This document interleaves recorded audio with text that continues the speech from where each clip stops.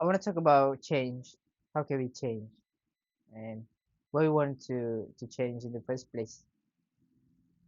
Because simply to reduce our suffering, to become better, to actually achieve goals that we have in our life. Because if you have vision, if you have certain goals in your life, you find it is difficult to attain it because simply you have to leave your past life behind to become a better person, to become another person. So that is what is change all about. When you want to be changing yourself, you have to be another person. You cannot be the same person. It doesn't work that way. For example, you want to be a better. For myself, I have a goal in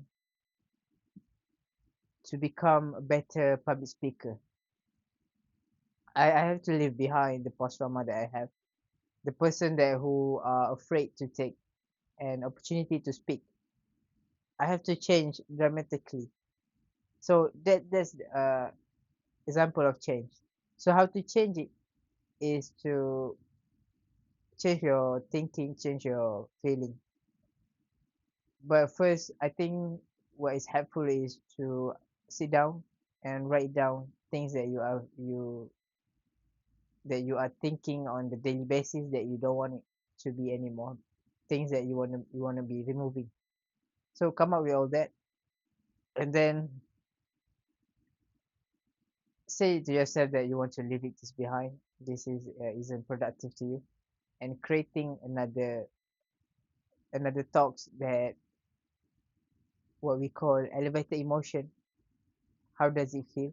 But this is not to think about how does it feel now with all the things that you have, but instead is to thinking ahead of the event itself. For example, you think as if you're already a good public speaker, how you react, how you behaving. When you're thinking like that, you have to always do this what we call mental rehearsal. Mental rehearsal is very powerful because there is the study show that there are two groups.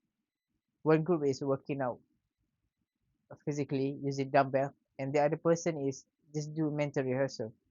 Mental rehearsal one uh one time per day for 4 weeks. After 4 weeks, they do a measurement. They found that the person who do a mental rehearsal also grow their biceps without doing any physical work. And of course, the group who are doing the physical work itself grow their bicep. And this is to show that mental rehearsal is very powerful because our mind is so objective that it cannot differentiate what is actually happening and what you are imagining, what you are keep rehearsing. And that is the change all about. That is how to change. You have to think about your intention. What is your intention in public speaking, for example, in being a better person, being a calm person? So that is the intention, and then you marry it with the elevated emotion. How does it feel? Because we actually know how it feels when we achieving that thing, when we have achieved that thing. So always keep rehearsing. So this is about repetition. You keep doing it. The more time you do it, it gets easier. And one day you notice that there is a change in your body because you have been teaching your body to condition your body to how does it feel to be successful, to be as if you already achieved your goal. The body will show the effect, and your environment you will show a sign that it has working for you. And it takes time. Takes time, repetition, and how you do it, and when it's gonna be happen is none of your business.